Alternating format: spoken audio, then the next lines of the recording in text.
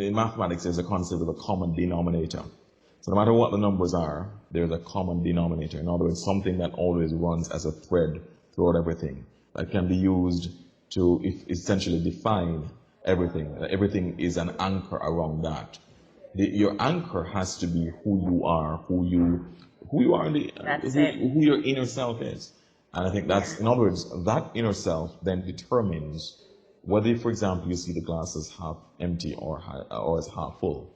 And I think that's a critical point. In other words, what that comes to, whether you see the glass as half full or as half empty, it is a matter of purely your perspective, purely your mindset, purely your vista on life, what prism through which you view life. That is what determines what essentially how your outlook is on life. That comes, as I said, purely from inside. How do you cultivate that inner strength, conviction? That's my next thing, because I'll tell you this. I did not really know who I was until 2016. Okay, and it's not that I was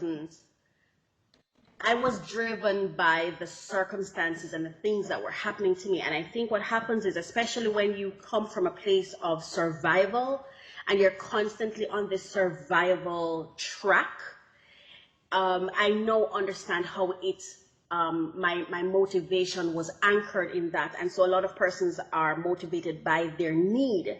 But it have such a great concept so early, sixth form.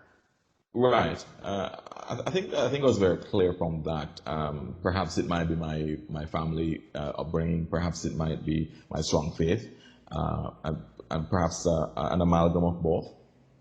But I think background is important, and I think that I was able to have that from my family background, from a very strong, stable family, especially a mother figure who was extraordinarily strong in terms of cultivating that sense of self-worth, self-determination, and so on.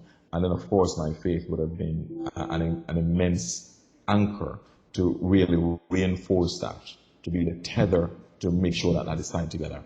So with that, and of course, for my own reading, for my own research, I've done a lot of reading from a very early age, especially on great figures throughout history. And everybody who knows me knows I talk about Alexander the Great a lot. Yes, you do. And he was one of the persons who, throughout history, apart from his military genius, apart from the fact that he was one of the greatest military minds the world has ever seen, to such an extent that 2,400 years later, his methods are still being taught in military academies across the world, including the Great West Point. Apart from the fact that he was a military genius, it was his great sense of self-worth, self-determination that allowed him to stand out from his compeers.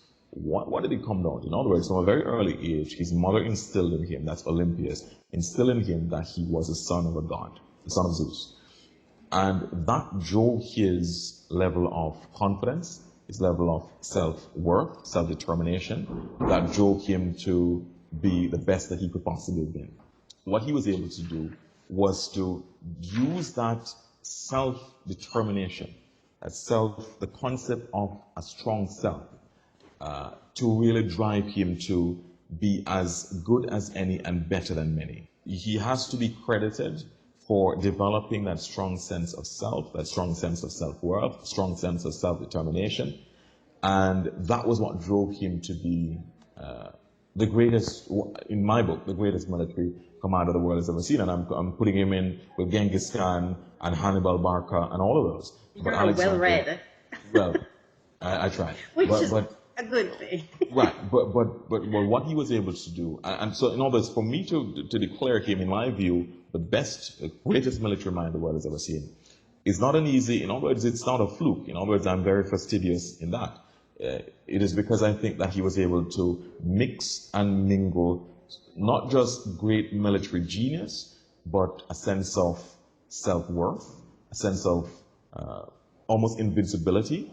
In other words, he believed in his dreams, he pushed for them, he worked hard at them, and he was convinced that nothing was going to stop him from accomplishing what he wanted to. So in other words, I raise the example of Alexander to say that was the kind of ethos, that's the kind of spirit that drives my own pursuits. In other words, nothing is going to stop me from accomplishing what I want to do, and no extraneous factor, no exogenous circumstances are going to allow me to not be